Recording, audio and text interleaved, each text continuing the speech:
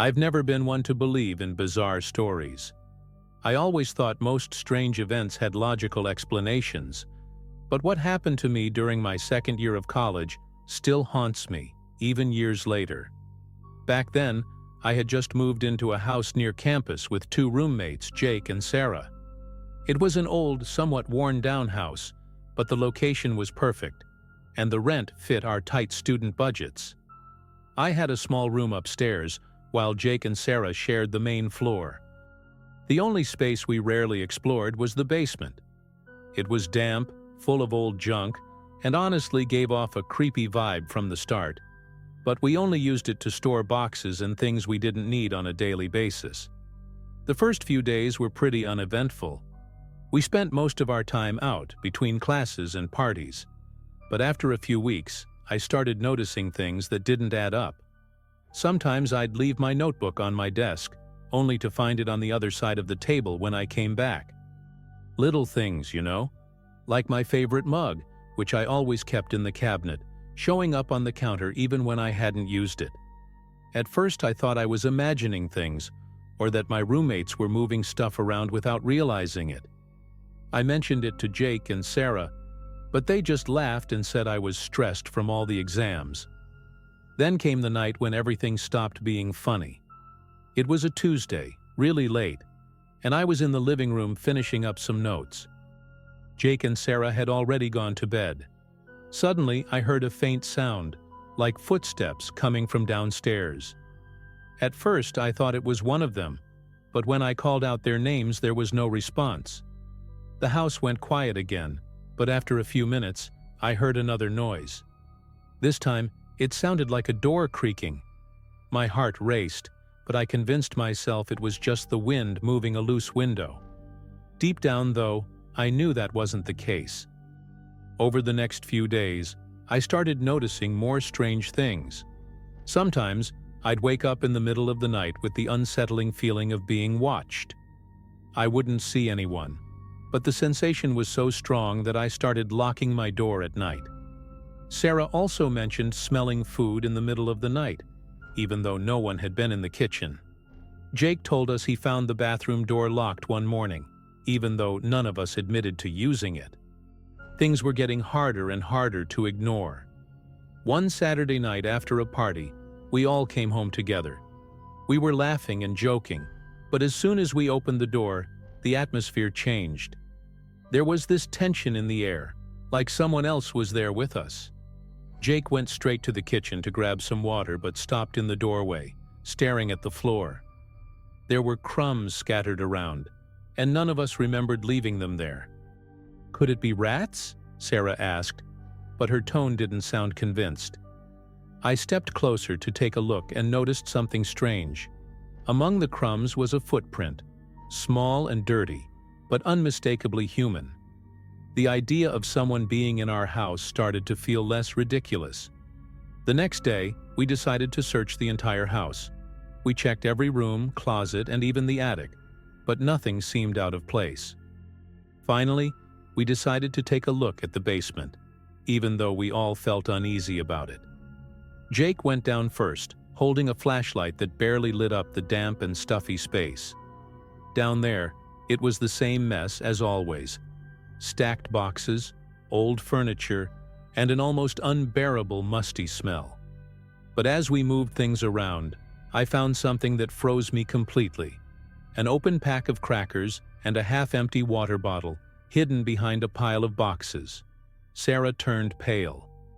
"That's not ours," she said, her voice trembling. We stood there exchanging uneasy glances, until Jake suggested it might be a homeless person using the basement as a shelter. That idea made sense but was still deeply unsettling. We decided to reinforce the locks on the doors and stay more vigilant. I thought that would solve the problem, but what happened that night made me realize we were dealing with something much worse. I woke up around 3 a.m. to the sound of footsteps in the hallway, slow, dragging steps. I got up and carefully opened my door.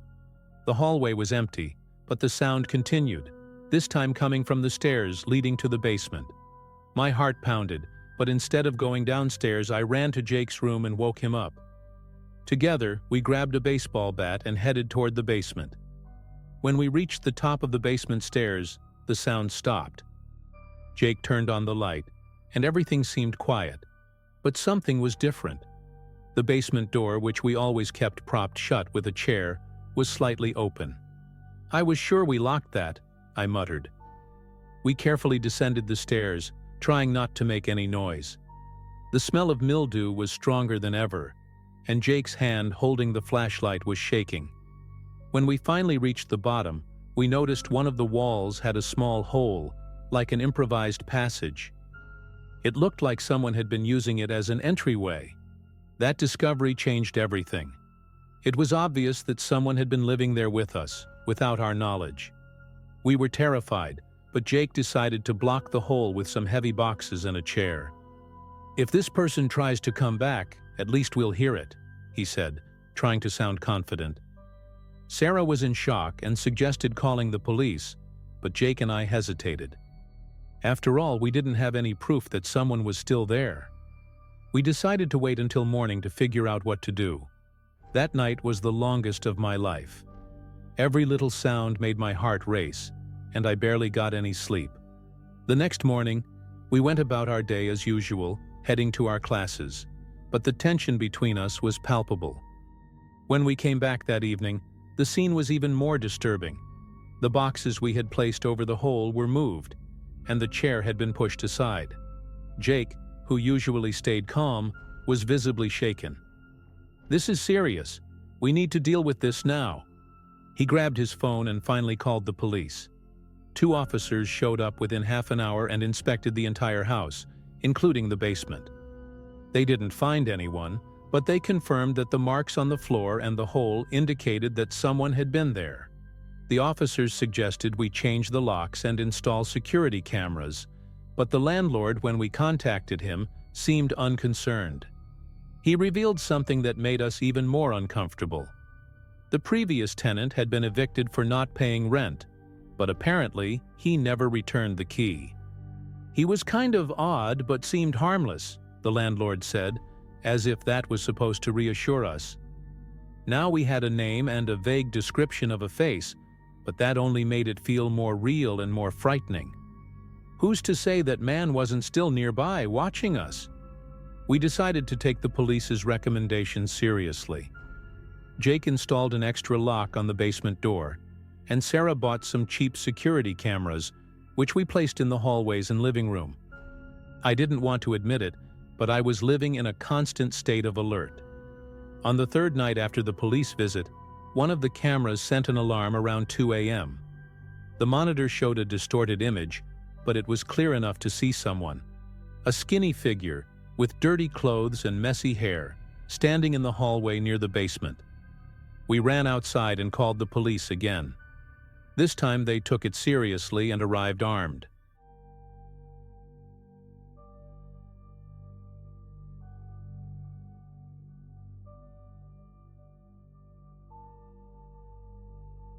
I've never been the kind of person to get too close to co-workers. I think deep down, we all keep a safe distance. But that night, back in early November, I made the mistake of breaking that rule. I'd stayed late at the office to finish a project, and I was exhausted. Public transport in the city was already running irregularly at that hour. That's when Mike, a new guy at work, offered me a ride home. He'd been with the company for about 3 months. A friendly enough guy, but kind of reserved. Up to that point, he was just another co-worker. At first, it seemed like an innocent offer. He had this old, beat-up blue sedan, but I was so tired I didn't care. I got in and thanked him for the ride. He asked where I lived, and I gave him the address. It wasn't far, about a 15-minute drive. The conversation started out normal. We talked about work, our annoying boss, the usual stuff. But as the streets grew emptier, the conversation took a strange turn. He began sharing personal stories, things that were surprisingly heavy, to be honest. Stuff about his childhood that no one would casually bring up. I remember exactly what he said because it sent a chill down my spine. Have you ever felt like there's something broken inside you? Like, you were born wrong? I didn't know how to respond, so I just muttered, "We all have our bad days, right?" But he laughed, a dry, uncomfortable laugh, and mumbled something like, "Yeah, but sometimes I wonder if one day it'll all just explode." After that, he went silent for a few seconds, just staring ahead. I should have asked him to let me out right then and there, but who does that? We always think we're overreacting. That's when I noticed he had missed the turn for my street. "Hey Mike, it was back there," I said, trying to sound casual. He didn't respond immediately. Then he turned to me with a crooked smile and said, "I'm taking you through a shortcut. It's quicker this way." My chest tightened. I knew the neighborhood well, and there was no shortcut in that direction.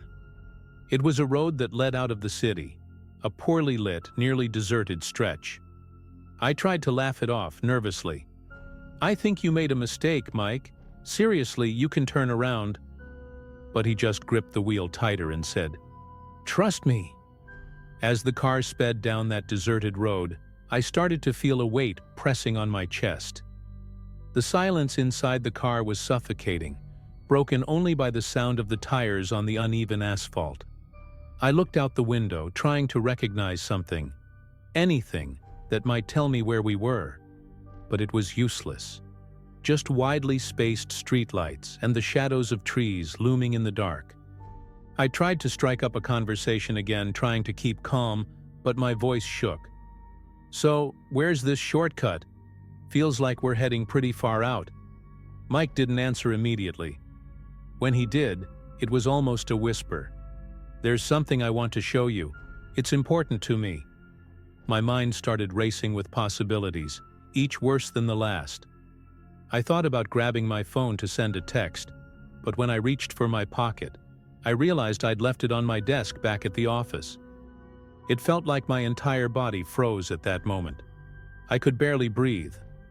Slowly, I turned to him and asked, "What is it you want to show me, Mike?"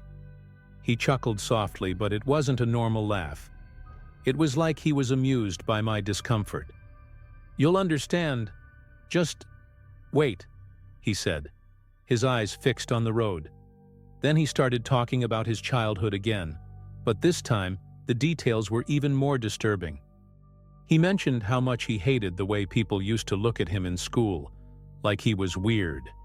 He said he always felt out of place, even in his own family. "But you know what I realized?" he said, still wearing that unsettling smile. "I realized everyone has a dark side. Some people are just better at hiding it." My hands were slick with sweat as I tried to stay composed. I forced a smile, desperately trying to keep the situation under control. "Everyone has their struggles, Mike. That's normal." Suddenly, he swerved onto a dirt road, almost throwing me against the car door. "Mike, what are you doing? Let me out now." My voice finally broke the silence. He stopped the car for a second, looked at me with those cold eyes, and said, "You'll understand soon enough. I promise." My heart was pounding so hard I could hear it in my ears. I started planning how I could get out. If he stopped the car again, I'd have to act fast. But the problem was, he looked much stronger than me. And worse, the road was surrounded by dense trees. If I ran, where would I go? He stopped the car abruptly in an open field that seemed completely off any map. The place was shrouded in almost tangible darkness, with only the car's headlights illuminating a small patch of ground. Before I could react, he turned off the engine and looked at me. No smile this time. "Now's the moment. You're about to see the real me." My body was frozen, but my mind screamed at me to do something, anything, to get out of there. As soon as he turned off the engine, the only sound was silence. Not a normal silence, but the kind that makes your ears hurt because it's so heavy. Mike just sat there staring into nothing ahead of the car. He seemed completely lost in his own thoughts. I took the chance to try the door, but of course, it was locked. He noticed my movement and chuckled softly. "You think you can just leave? Trust me. "This is going to be good for you too," he said, as if we were having a normal conversation. My heart felt like it was about to explode, but I tried to stay calm. "Mike, look, whatever it is you're planning, I don't want to be involved. Just let me go and I swear I won't tell anyone." My voice was shaky, but he didn't seem to care. He tilted his head, as if considering my offer, and then said something that made my blood run cold. "Do you really think this is about you? It's not. It never was." He opened the car door, got out, and started walking toward the front of the vehicle, disappearing almost entirely into the darkness. I knew that was my chance. As soon as he stepped out, I threw myself over the driver's seat, frantically searching for the button to unlock the doors. My hands were shaking so badly that it took me a few seconds to find it. But the moment I heard the click, I pulled the handle and bolted out of the car. I ran as fast as I could without looking back. My feet pounded against the loose dirt road, and I could feel the air burning in my lungs. The road seemed like a never-ending stretch of black, but I kept running. That's when I heard his footsteps. Heavy, fast, closing in behind me. He wasn't shouting, but the sound of him running was unmistakable. Somehow he caught up with me in seconds. I felt his hand clamp down on my arm with incredible force, yanking me backward. I hit the ground hard, the rough dirt scraping my arms and legs.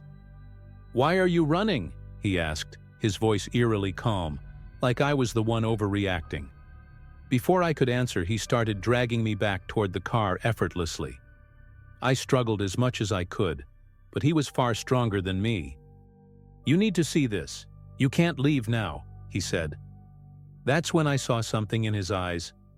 It wasn't anger or frustration.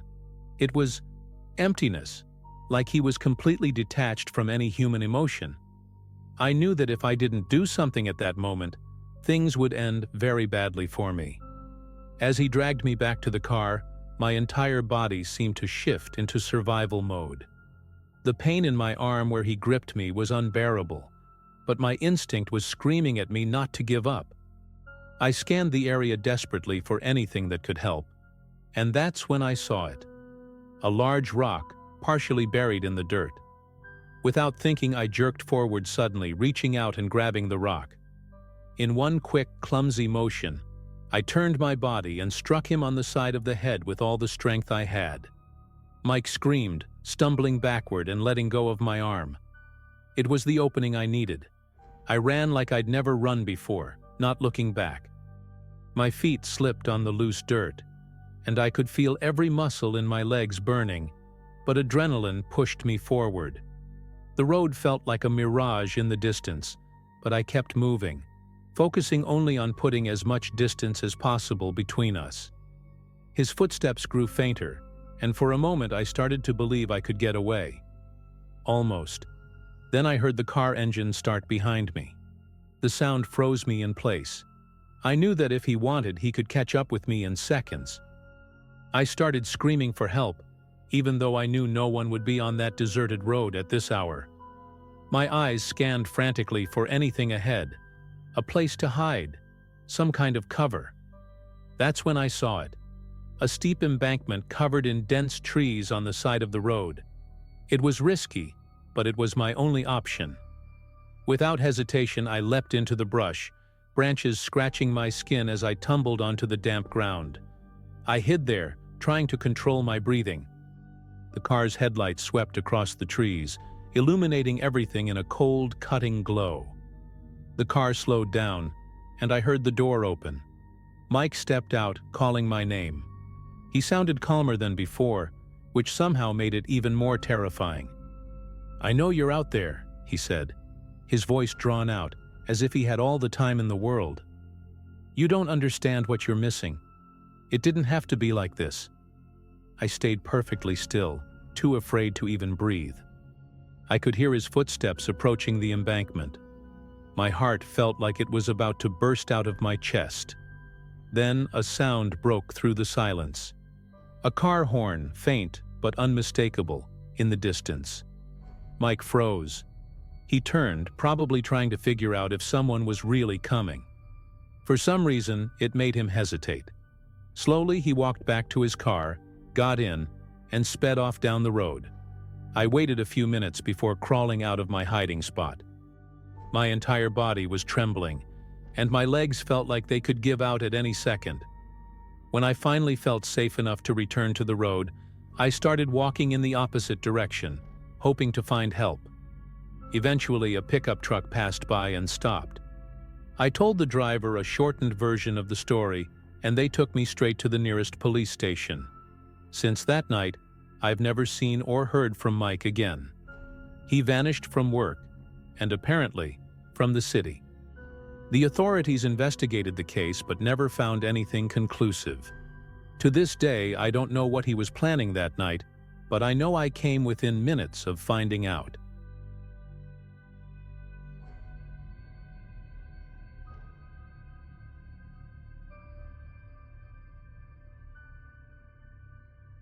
I've always been a creature of habit, you know? The kind of person who takes the same route every day, at the same time, without fail. I work as a data analyst at a company downtown, so my day starts early and ends around 6 p.m. I always catch the 6:20 train from Central Station, and I even know the exact sound of the conductor's whistle signaling boarding time. It was just a normal Wednesday. Nothing special. The weather was a bit chilly, and the sky had that grayish tint of late afternoon. I was standing on platform 4 with my headphones on, listening to some random playlist while waiting for the train. The station was oddly quiet for that time of day, which I found strange but didn't dwell on it. As I stared at the tracks, I noticed someone approaching from my right. It was a man. He looked to be in his early 40s, wearing a slightly wrinkled blazer, a loose tie, and had a face that seemed familiar, but not in a comforting way. He smiled warmly and said something like, "Long day, huh?" I took out one of my earbuds and nodded politely, not wanting to seem rude but also not eager to chat. He didn't take the hint, though. "Do you always take the train at this time?" he asked. I found the question a bit random but answered with a simple, "Yeah." At that point, he just seemed like a regular guy trying to make small talk. The conversation started innocently enough. He mentioned the weather, asked if I worked nearby, and complained about how the trains were always running late. Nothing unusual. But then his questions started to shift. "You live alone, right?" he asked suddenly, like it was the most natural thing in the world. That made me stop in my tracks. How could he know that? I let out an awkward laugh and lied, saying I lived with roommates. He didn't look convinced but kept smiling. "Oh, got it. Your window has a great view of the park, doesn't it?" That's when my stomach dropped. I do live across from a park, but I've never mentioned that to anyone at the station. Narrowing my eyes, I asked, "Do we know each other?" He laughed like I'd just told a joke. "You don't recognize me?" That's when the unease settled in fully. I glanced around, hoping to see more people nearby, but the platform was nearly empty. Just a few other passengers scattered in the distance, absorbed in their own worlds. The man kept smiling, but now his grin felt more like a mask than an expression. "Maybe we've crossed paths before, but don't worry, I know you well," he said, and my mind began racing. My heartbeat quickened, and a chill ran down my spine. This wasn't just weird, it was wrong. I tried to keep calm, but my mind was spinning. How could he know such specific things about me? I looked around again, hoping the train would arrive soon, but the digital board showed a 5-minute delay. "I'm not sure I understand," I said, trying to sound casual, but my voice came out shakier than I intended. He tilted his head slightly like he was studying me. "Oh, you'll remember, in time," he replied, and this time there was something in his tone that made me want to run. It was as if he was enjoying the situation, but in a twisted, unsettling way. I decided to move further down the platform. I walked slowly toward the other end, but he followed me, keeping the same distance, almost like it was a game to him. "You always get that latte with no sugar at the little stand up front. The barista probably knows your name by now, don't you think?" he said, chuckling lightly. My stomach churned. He was right. I did always order the same thing. But how could he know that? It was such a trivial detail, but in that context, it was terrifying. My instincts were screaming at me to get out of there, but my legs felt heavy, as if fear had rooted me to the spot. "Who are you?" I asked, this time trying to sound firmer, but it didn't help. He didn't answer right away. Instead, he just stared at me, like he was deciding how much to reveal. "I'm just someone who pays attention," he finally said, and the simplicity of the phrase hit me like a punch to the gut. "Pays attention to what?" I pressed, trying not to let the growing panic show. He smiled again, that same frozen smile that seemed more like a reflex than a genuine expression. "Interesting people," he said, as if that explained everything. My mind was spinning. Had he been following me for weeks, months? Or was he just some lunatic with lucky guesses? While I tried to piece everything together, the board announced that the train was arriving. I felt a wave of relief, but the man didn't seem bothered at all by the idea of me escaping. "Well, it was nice meeting you today," he said casually. "We'll see each other again. Soon." Before I could respond, he turned and walked toward the other end of the platform, disappearing among the few passengers who were now gathering for the train. My heart was pounding as the train finally pulled up in front of me. I stepped onto the train and chose a seat near the door, where I could watch who got on. My heart was still racing, and my hands were trembling. That man, he seemed to know so much about me, yet I had never seen him before. As the train began to move, my eyes scanned the car, searching for him. Nothing. He hadn't boarded. That gave me a small sense of relief, but the unease lingered. I pulled my phone from my pocket, thinking about calling someone, maybe telling them what had just happened. But who would I call? Who would believe something like this without thinking I was paranoid? When the train reached my stop, I got off quickly and walked to my apartment. The walk wasn't far, but that night, every shadow seemed longer, every sound more threatening. I kept glancing over my shoulder, but I didn't see anyone. Still, the feeling of being watched never left me. When I finally made it inside, I locked the door immediately and checked all the windows. I tried convincing myself that he was just a weird stranger, someone I'd never see again. But as I kicked off my shoes and dropped my bag on the couch, there was still a voice in the back of my mind screaming that this wasn't normal. Later that night, while I was in the shower, I heard my phone buzz on the bathroom counter. I stepped out quickly, still dripping wet, to check. It was a message from an unknown number. "Did you get home safe?" it read. My blood ran cold. I stared at the screen, trying to process what I was seeing. How did he know my number? How did he know I'd made it home? My breathing quickened, and the thought that he might have followed me the entire way back made me freeze. I deleted the message immediately, but the fear had already taken hold. Suddenly, the apartment where I'd always felt safe now felt foreign, like it wasn't mine anymore. That night I barely slept. Every little noise made me jump. I kept replaying everything in my head, wondering how he knew so much about me. How long had he been following me? Why me? I couldn't find any answers, only more questions. When I finally dozed off, I dreamed that he was standing outside my window, staring at me with that frozen smile. I woke up in a panic and decided I couldn't just let this go. The next morning, I went to the police station and told them everything that had happened. As I feared, the officer shrugged and said there wasn't much they could do without concrete evidence. I left feeling more helpless than ever. After that morning at the police station, I decided to change my routine. I started taking the train at different times and alternating the paths I took home, trying to avoid any patterns he might have been tracking. For a few days it worked. I didn't receive any more strange messages, and no one seemed to be following me. But the feeling of being watched never fully went away. I kept looking over my shoulder and avoided places that were too empty. Every person who made eye contact with me on the street felt suspicious. I knew I couldn't live like this forever, but I couldn't relax either. Everything changed again about a week later. I came home after work and found something strange at my door. It was a plain white envelope with no return address. My name was written on it in handwriting I didn't recognize, and inside was a single sheet of paper.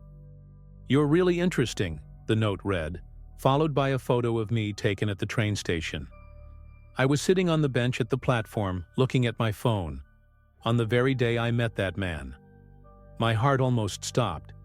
He was still watching me, and now it felt like he was warning me that I'd never be out of his reach. After that, I decided to leave my apartment and stay with a friend for a while. I explained the situation to him, leaving out some details so I wouldn't sound completely paranoid. He agreed to let me crash at his place for a few days, but the anxiety didn't leave me. During that time, I contacted my building manager and asked to break my lease. Within a week, I managed to move to another neighborhood, a busier area where I hoped it would be harder for him to find me. I didn't tell anyone where I was going, not even my coworkers. Now, months later, things seem to have settled down. I haven't received any more messages or found any mysterious envelopes. Even so, I can't feel completely safe. Every time I'm out in public, I stay alert for familiar faces or unusual movements. I still have nightmares about that man, that smile, those questions. I never learned who he was, or how he knew so much about me. Maybe I never will. But if there's one thing I've learned from all of this, it's that the feeling of being watched can turn even the most ordinary places into scenes from a nightmare. And no matter how much I try to move on, part of me is always waiting for the next time we meet.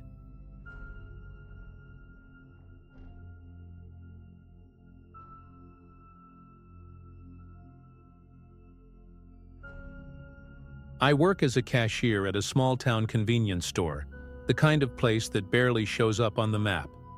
It's one of those towns where everyone knows everyone, and any little change in the routine becomes the talk of the week. My shift was usually in the afternoon and evening, and I got to know all the regulars who came in at the same time every day. One of them was Mike. He was a homeless man who lived around town, always wearing the same worn-out jacket and carrying a tired but polite demeanor.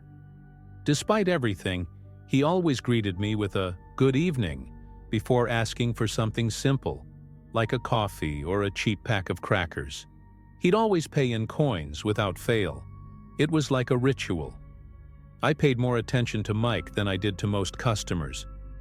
Not because he was homeless, but because he had this peculiar habit of disappearing for weeks at a time and then reappearing as if nothing had happened. That wasn't too unusual for someone in his situation, but there was something about it that I couldn't quite put my finger on. During those absences, the town felt different, like something was missing. When he came back, he always looked more exhausted, but he never talked much about where he'd been.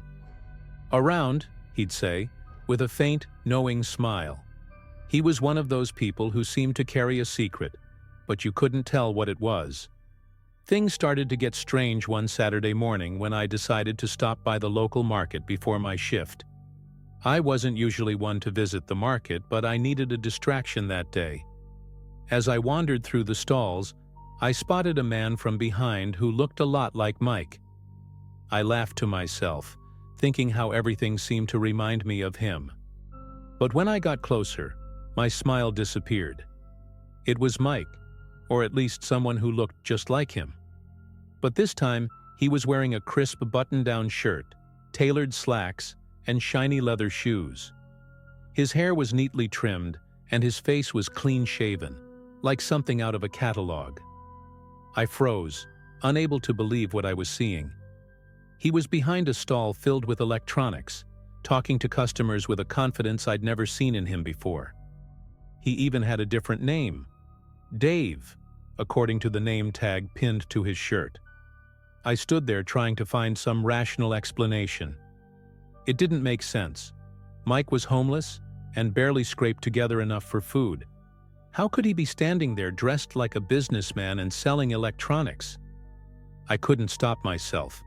I had to get closer to find out if it was really him, or if my mind was playing tricks on me. As I got closer, he saw me. His smile froze for a moment, but then it returned, as if I were just another customer. "Can I help you with something?" he asked, his voice steady and friendly, almost rehearsed. I was so stunned that I could barely respond. I just nodded and mumbled something like, "Just looking." But inside, my mind was racing. I knew it was Mike, even with the disguise. It was impossible not to recognize the way he tilted his head when he spoke, or the intensity in his eyes, like he was always trying to read the person in front of him. I kept browsing the stall while he helped other customers. There was a bit of everything: phones, watches, headphones, even cameras. Everything looked new, but something felt off. The boxes were a little dented, and some didn't have their original seals. Plus, the prices were ridiculously low. It didn't take long for me to piece it together. These items had to be stolen. I didn't know how, but Mike, or Dave, as his name tag said, had found a way to transform his appearance and his life, at least temporarily. It was unsettling to see someone I knew as humble and reserved now tangled up in something so shady. I spent the rest of the day trying to get it out of my head, but it was impossible. When I arrived at the store for my shift, I was distracted and more paranoid than usual. Every customer who walked in made me wonder if they too had a hidden other side, like Mike. Deep down, I knew I needed answers, but I was too afraid to confront him directly. What if he was in some kind of dangerous trouble? What if digging too deep put me at risk too? Those questions swirled in my mind, and I barely noticed time passing. By the end of the week, I couldn't hold back anymore. I waited for the next Saturday market and went back, this time with a plan. My idea was simple: buy something from his stall and try to strike up a conversation. Anything that might give me a clue about what was really going on. When I got there, he seemed even more comfortable than the week before, joking with customers and even calling some of them by name. It was like he'd been living this life forever. I picked up a random pair of headphones and walked over to him. "How much for these?" I asked, trying to sound casual. He looked at me for a moment, maybe trying to figure out if I was there as a customer or something else. "For you?" $50, he said with a smile that was both friendly and cautious. I took the headphones and paid, trying to seem as indifferent as possible, but my mind was racing with questions. When he handed me the change, I took the chance to probe a little. "You look familiar. Have I seen you somewhere before?" I asked, casually. He laughed, but it wasn't genuine. It was forced, almost nervous. A lot of people say that. I guess I just have one of those faces. But I knew he was lying. His tone had changed, and his once relaxed eyes became sharper, like he was analyzing every word I said. I decided not to push any further. For some reason, I felt like I'd already gone too far for the day. In the weeks that followed, Mike, or Dave, disappeared from the convenience store, and his stall vanished from the market as well. The town went back to its usual rhythm, but my mind didn't. I became obsessed, trying to piece together the mystery. Who was Mike, really? How could he disappear and reappear with a new identity, new products, and act like nothing had happened? I asked a few people around town if they knew anything about him, but no one seemed to know much beyond the basics. "Oh, the homeless guy who hangs around. He's always been pretty quiet." Or it was as if he were a ghost, someone who only existed in the gaps between his absences. Months later, while stocking shelves at the store, I overheard two customers talking. They were chatting about a weird guy who'd been arrested in another town for selling stolen electronics. When they mentioned the name Dave, my stomach dropped. I pretended not to listen, but my heart was racing. The pieces were falling into place. Mike, or Dave, wasn't just a homeless man trying to get by. He was someone living a double life, someone who could vanish and reinvent himself whenever he needed to. The mystery only deepened, and I knew I'd never get all the answers. The most unsettling part was that, even knowing what he was capable of, I couldn't shake the feeling that he wasn't a bad person. Just someone trapped in a reality I'd never fully understand.